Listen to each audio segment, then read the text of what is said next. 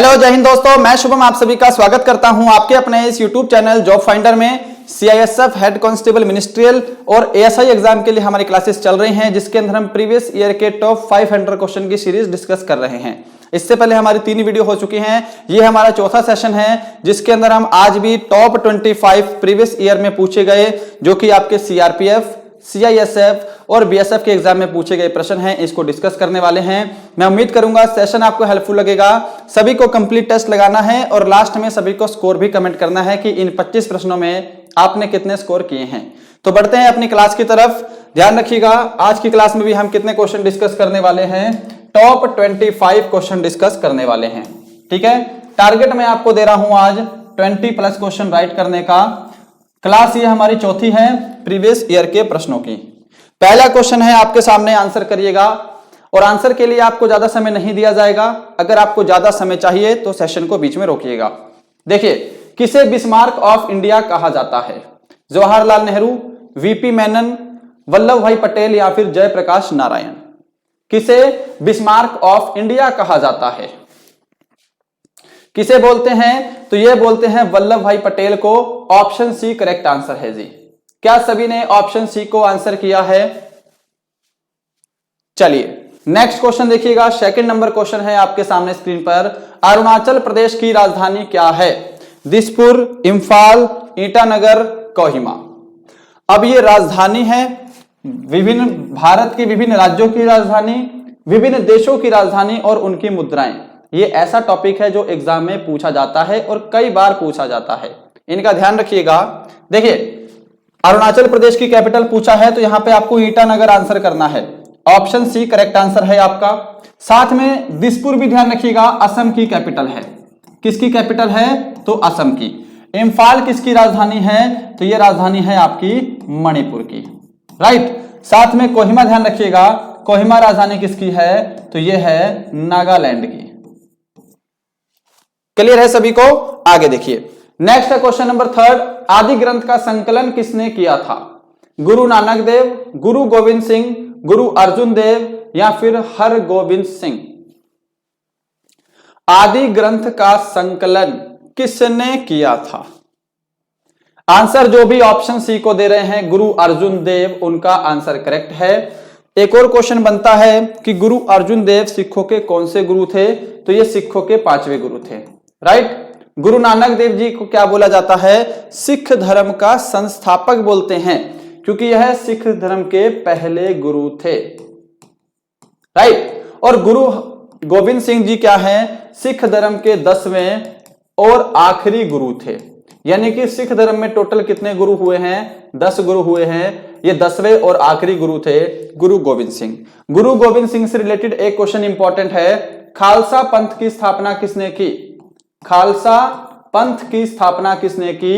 तो ये की थी गुरु गोविंद सिंह ने। राइट। आगे देखिए, 4 नंबर क्वेश्चन है आपके सामने स्क्रीन पर। असहयोग आंदोलन का नेतृत्व किसने किया था? सुभाष चंद्र बोस, जवाहरलाल नेहरू, महात्मा गांधी या फिर वल्लभ भाई पटेल? उससे भी इंपॉर्टेंट, असहयोग आंदोलन कब हुआ था? कब हुआ और कब इसे समाप्त किया गया? ये दोनों का आंसर करिए, दोनों इंपॉर्टेंट हैं जी। देखिए, असहयोग आंदोलन का नेतृत्व किया था महात्मा गांधी ने। पहले अपने क्वेश्चन को डिस्कस कर लेते हैं। ऑप्शन सी करेक्ट आंसर है। इतना कंफर्म है? अब देखिए, असहयोग आंदोलन कब हुआ था? 1920 में। राइट। और क्या है जी, 1922 में इसको समाप्त किया गया था चौरी चौरा कांड के चलते। चौरी चौरा कांड हुआ था 1922 में। इस कांड के चलते असहयोग आंदोलन को समाप्त कर दिया गया, इसको रोकने के लिए। 5वां नंबर क्वेश्चन आपके सामने, ओजोन परत की सुरक्षा के लिए ओजोन दिवस कब मनाया जाता है? ये जितने भी दिवस हैं ये अपने आप में इंपॉर्टेंट टॉपिक हैं, एग्जाम में पूछा जाता है और आगे भी पूछा जाता रहेगा, है ना। 16 सितंबर, 16 अक्टूबर, 1 नवंबर, 2 दिसंबर। बताइएगा क्या आंसर करेंगे इस प्रश्न का। ओजोन दिवस कब मनाया जाता है? 16 सितंबर को ओजोन दिवस मनाते हैं। ऑप्शन ए करेक्ट आंसर है जी। क्या सभी ने ऑप्शन ए को आंसर दिया है? चलिए आगे बढ़ते हैं क्वेश्चन नंबर 6 की तरफ। भारत का सर्वश्रेष्ठ शौर्य सम्मान कौन सा है? कीर्ति चक्र, पद्मश्री, भारत रत्न, परमवीर चक्र। भारत का सर्वश्रेष्ठ शौर्य सम्मान, ठीक है। अगर शौर्य नहीं होता तब क्या आंसर करते, और शौर्य है तो क्या आंसर करेंगे? डिफरेंस देखिए। भारत का सर्वश्रेष्ठ शौर्य सम्मान है परमवीर चक्र, ऑप्शन डी करेक्ट आंसर है। ओके, अगर शौर्य नहीं होता पूछता भारत का सर्वश्रेष्ठ नागरिक सम्मान कौन सा है, तो भारत रत्न है। बोलता कि भारत का सर्वश्रेष्ठ गैर शौर्य सम्मान, तब आपको आंसर करना है अशोक चक्र, ठीक है। 7वां नंबर क्वेश्चन है, जातक किस धर्म से संबंधित ग्रंथ है? बौद्ध धर्म, जैन धर्म, ईसाई धर्म या इनमें से कोई नहीं? जातक किस धर्म से संबंधित ग्रंथ है? क्या आंसर कर रहे हैं? क्या सभी यहां पे ऑप्शन बी को आंसर दे रहे हैं? जैन धर्म उनका करेक्ट आंसर है जी। सॉरी, जातक और त्रिपिटक, माफी चाहूंगा, जातक के साथ साथ ध्यान रखिएगा, आपको ध्यान रखना है त्रिपिटक, ये बौद्ध धर्म के ग्रंथ हैं, ठीक है। जातक और त्रिपिटक बौद्ध धर्म से संबंधित ग्रंथ हैं। क्वेश्चन नंबर 8, प्रसिद्ध हॉर्नबिल उत्सव किस राज्य में मनाया जाता है? अरुणाचल प्रदेश, कर्नाटक, नागालैंड, असम। आंसर करिए जी इस प्रश्न का। क्वेश्चन इंपॉर्टेंट है, आपके एग्जाम में पूछा गया है और आगे भी आएगा। हॉर्नबिल उत्सव बहुत फेमस है जी, किस राज्य में मनाया जाता है? तो यह मनाते हैं नागालैंड में, ऑप्शन आपका सी करेक्ट आंसर है। क्लियर है? चलिए आगे बढ़ते हैं क्वेश्चन नंबर 9 की तरफ। सामने स्क्रीन पर है, पुष्कर मेले का आयोजन कहां होता है? दिल्ली, जम्मू कश्मीर, राजस्थान, तमिलनाडु। पुष्कर मेले का आयोजन प्रतिवर्ष कहां पर होता है? पुष्कर मेले का आयोजन राजस्थान में होता है, ऑप्शन सी जो आंसर बता रहे हैं उनका आंसर सही है जी।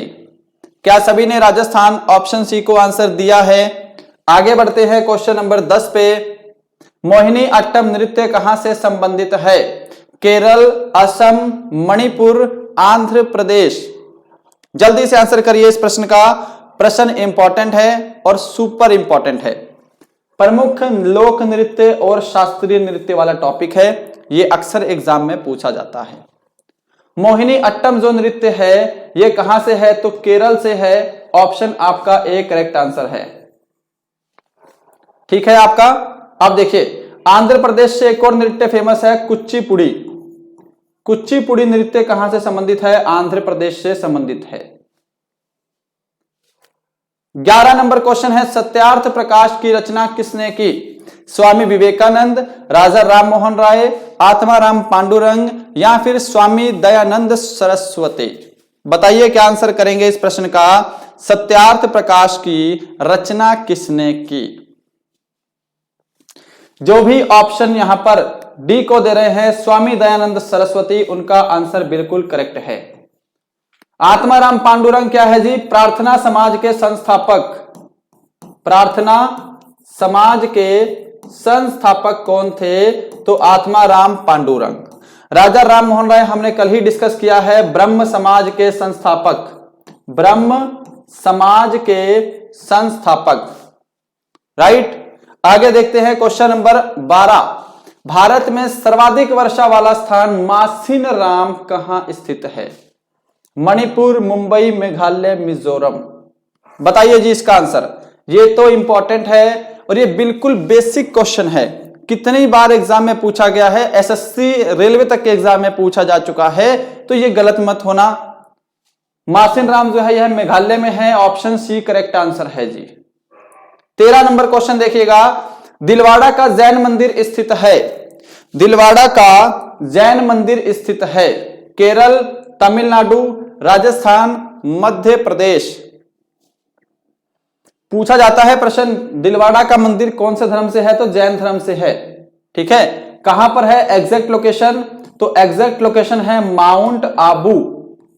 माउंट आबू एक पर्वत है, माउंट आबू में राजस्थान में स्थित है, ऑप्शन सी राइट है जी। चलिए 14 नंबर क्वेश्चन है, 1928 में बारदोली सत्याग्रह का नेतृत्व किसने किया? महात्मा गांधी, सरदार वल्लभ भाई पटेल, लोकमान्य तिलक, गोपाल कृष्ण गोखले। 1928 में बारदोली सत्याग्रह का नेतृत्व किसने किया था? तो यह किया था सरदार वल्लभ भाई पटेल ने। ऑप्शन बी करेक्ट आंसर है। और बारदोली सत्याग्रह के बाद ही बारदोली की महिलाओं ने वल्लभ भाई पटेल को सरदार की उपाधि दी थी। सरदार की उपाधि दी थी। राइट। 15, भारत में ब्रिटिश शासन का अंत किस वर्ष में हुआ? अब ये भी क्वेश्चन नहीं बता पाएंगे तो बहुत नाइंसाफी हो जाएगी। प्लीज ये क्वेश्चन गलत मत करिएगा, ये क्वेश्चन मुझे बिल्कुल सभी का सही चाहिए। 1858 से 1857 की क्रांति हुई थी, उसके बाद से ही यानी कि 1858 से लेकर 1947 तक भारत में अंग्रेजों का शासन था। कहां पर है जी? ऑप्शन बी में है। क्या सभी ने ऑप्शन बी को आंसर दिया है? क्वेश्चन नंबर आपके सामने 16 है, नर्मदा नदी का उद्गम स्थल कौन सा है? नर्मदा नदी का उद्गम स्थल कौन सा है? अमरकंटक की पहाड़ियां, साहिब की पहाड़ियां, मैकाल पर्वत, नीलगिरी की पहाड़ियां। देखिए, मैकाल पर्वत आपको आंसर नहीं करना है, आपको आंसर करना है अमरकंटक की पहाड़ियां। ठीक है, नर्मदा और सोन नदी का उद्गम स्थल है। अब मैकाल पर्वत मैंने क्यों जिक्र किया है? क्योंकि मैकाल पर्वत की ही सबसे ऊंची चोटी है जिसका नाम है अमरकंटक। ठीक है, और अमरकंटक से क्या निकलती है? नर्मदा नदी निकलती है। 17 नंबर है आपके सामने, संयुक्त राष्ट्र संघ का मुख्यालय कहां स्थित है?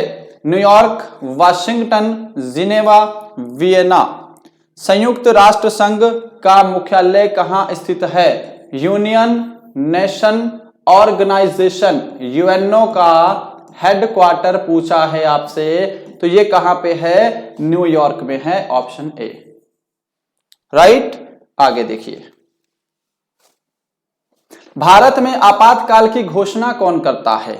राष्ट्रपति, प्रधानमंत्री, लोकसभा अध्यक्ष या फिर मुख्य न्यायाधीश? भारत में आपातकाल की घोषणा कौन करता है? जल्दी से बताइए। देखिए, भारत में टोटल 3 प्रकार के आपातकाल हैं। प्रश्न बनता है एग्जाम में, भारत में कितने प्रकार के आपातकाल का वर्णन किया गया है? तो 3 प्रकार के। पहला है अनुच्छेद 352 में, दूसरा है अनुच्छेद 356 में और तीसरा है अनुच्छेद 360 में। राइट। अनुच्छेद 360 वाला आपातकाल कौन सा है? तो यह है आपका वित्तीय आपातकाल, जो कि एक बार भी नहीं लगा है। अनुच्छेद 352 क्या है जी? नेशनल इमरजेंसी है, किसी भूखमरी में या फिर किसी युद्ध की स्थिति में इसको लगाया जाता है। अनुच्छेद 356 क्या है? तो यह राजकीय आपातकाल है, राज्यों में लगता है। आपातकाल कौन लगाता है? राष्ट्रपति लगाता है। ऑप्शन ए करेक्ट आंसर है आपका। आगे बढ़ते हैं नेक्स्ट क्वेश्चन पे। 19 नंबर है, भारत के किसी भी राज्य का मुख्यमंत्री बनने हेतु न्यूनतम आयु सीमा कितनी है जी? 21 वर्ष, 18 वर्ष, 25 वर्ष, 30 वर्ष। भारत के किसी भी राज्य का मुख्यमंत्री बनने के लिए न्यूनतम आयु सीमा कितनी है? आंसर करिएगा। जो भी यहां पे ऑप्शन सी को दे रहे हैं 25 वर्ष, उनका आंसर करेक्ट है। राइट। आगे चलते हैं। आगे है क्वेश्चन नंबर 20, भारत के प्रथम उपराष्ट्रपति कौन थे? जवाहरलाल नेहरू, डॉक्टर राजेंद्र प्रसाद, राधाकृष्णन सर्वपल्ली या फिर चक्रवर्ती राजगोपालाचारी? जल्दी से आंसर दीजिएगा, क्वेश्चन इंपॉर्टेंट है और प्रयास करिएगा कि गलत मत करें इसको। स्टैटिक जीके का क्वेश्चन है। भारत के प्रथम उपराष्ट्रपति थे सर्वपल्ली राधाकृष्णन। ऑप्शन आपका सी करेक्ट आंसर है। अच्छा, सर्वपल्ली राधाकृष्णन जो है भारत के दूसरे राष्ट्रपति भी थे। भारत के दूसरे राष्ट्रपति सर्वपल्ली राधाकृष्णन। ठीक है। अब एक और चीज बनता है, इन्हें भारत का दार्शनिक राष्ट्रपति भी कहा जाता है। भारत का दार्शनिक राष्ट्रपति किसे कहते हैं? तो सर्वपल्ली राधाकृष्णन को कहते हैं। डॉक्टर राजेंद्र प्रसाद भारत के पहले राष्ट्रपति थे, पहले राष्ट्रपति। ठीक है। जवाहरलाल नेहरू भारत के पहले प्रधानमंत्री थे, first PM of India. 21 number है, भारत की राजधानी का नाम क्या है? अब इसमें भी समय दूंगा क्या आपको? इसमें बिल्कुल समय नहीं दिया जाएगा। ऑप्शन ए दिल्ली आपको आंसर करना है और हम नेक्स्ट क्वेश्चन पे चलेंगे। मौलिक अधिकारों का निलंबन कौन कर सकता है? प्रधानमंत्री, राष्ट्रपति, राज्यपाल या फिर मुख्य न्यायाधीश? देखिए, जैसे कभी कभी कोई युद्ध की स्थिति पैदा हो जाती है या कोई और आपातकाल की स्थिति पैदा हो जाती है, तो राष्ट्रपति जो है कुछ मौलिक अधिकारों को निलंबित कर सकता है, कुछ समय के लिए बंद कर सकता है या फिर हटा भी सकता है। ठीक है, वैसे मौलिक अधिकारों में संशोधन करने का अधिकार संसद का होता है, परंतु निलंबन करने का अधिकार किसका है? राष्ट्रपति का है। ऑप्शन बी करेक्ट आंसर है। अब एक और चीज समझिएगा कि यदि आपके मौलिक अधिकारों का हनन हो रहा हो, यानी कि आपके मौलिक अधिकार वर्जित कर दिए गए हों या फिर कोई आपको नुकसान पहुंचा रहा है, मौलिक अधिकारों का हनन हो रहा है, तब उसमें मुख्य न्यायाधीश जो है वो सुनवाई करता है। आप उच्चतम न्यायालय में जा सकते हैं। 23 नंबर क्वेश्चन है, धार्मिक स्वतंत्रता का अधिकार किस अनुच्छेद में है? अनुच्छेद 18, अनुच्छेद 14, अनुच्छेद 23, अनुच्छेद 25? देखिए, धार्मिक स्वतंत्रता का अधिकार अनुच्छेद 25 से लेकर 28 तक है। ऑप्शन आपका डी करेक्ट आंसर है। अनुच्छेद 23 और 24 क्या है? शोषण के विरुद्ध अधिकार है। क्या है जी? शोषण के विरुद्ध अधिकार। ठीक है। अनुच्छेद 14 क्या है जी? अनुच्छेद 14 से लेकर अनुच्छेद 18, अनुच्छेद 14 से अनुच्छेद 14 से 18 तक क्या है जी? समानता का अधिकार है। समानता के अधिकारों का वर्णन किया गया है। और अनुच्छेद 18 क्या कहता है? अनुच्छेद 18 का वर्णन किया गया है इसके अंदर उपाधियों का अंत। उपाधियों के अंत का वर्णन किस अनुच्छेद में किया गया है? तो अनुच्छेद 18 में। 24 नंबर क्वेश्चन है आज का सेकंड लास्ट, संविधान में कितने मूल कर्तव्यों का उल्लेख किया गया है? ऑप्शन आपके सामने है, जल्दी से आंसर करिएगा। संविधान में टोटल 11 मौलिक कर्तव्य हैं। ऑप्शन सी करेक्ट आंसर है। सभी ने सही आंसर किया है। अगला क्वेश्चन बनता है, मौलिक कर्तव्य किस देश से लिए गए हैं? मौलिक कर्तव्य किस देश से लिए गए हैं? जल्दी से बताइए, किस देश से मौलिक कर्तव्य लिए गए हैं? तो ये लिए गए हैं रूस से, ये ध्यान रखिएगा। क्वेश्चन नंबर 25 आज का लास्ट क्वेश्चन है आपके प्रीवियस ईयर का। सार्क का मुख्यालय कहां है? साथ में बताना है कि सार्क की स्थापना कब हुई। सार्क की जो स्थापना है, सार्क की स्थापना कब हुई? देखिए, सार्क का जो मुख्यालय है ये कहां पे है? तो काठमांडू नेपाल में है। ऑप्शन सी करेक्ट आंसर है। सार्क की स्थापना 8 दिसंबर 1985 को ढाका में हुई थी, जो कि बांग्लादेश में है।